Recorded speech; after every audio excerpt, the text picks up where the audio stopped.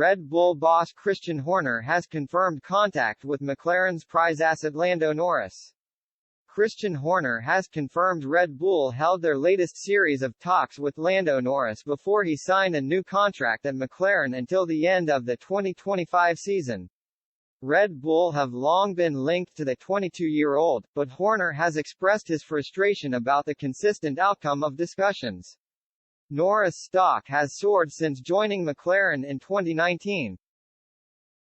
And he has cemented himself as the team's #1 driver this season, currently sitting as the World Championship's best of the rest and 7th on 111 points.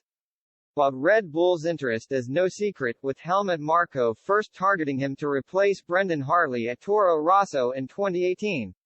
Despite Norris' initial rejection, the appeal hasn't dissolved. And Horner has suggested the team's most recent contact with Norris over a potential high-profile switch came before he penned a long-term deal at McLaren in February. "We've spoken with Lando a couple of times over the years. But every time we've had a conversation, the next day, he's signed a contract with McLaren.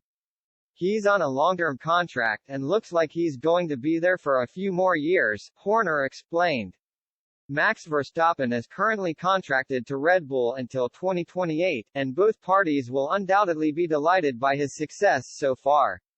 Sergio Perez should be within the ranks until at least the end of 2024.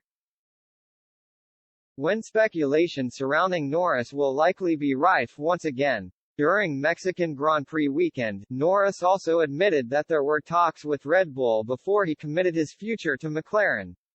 However, he played down the idea of concrete discussions about joining the team and was instead considering his ideas across the grid.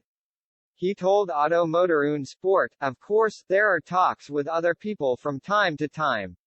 You always ask yourself the question, what's best for your career?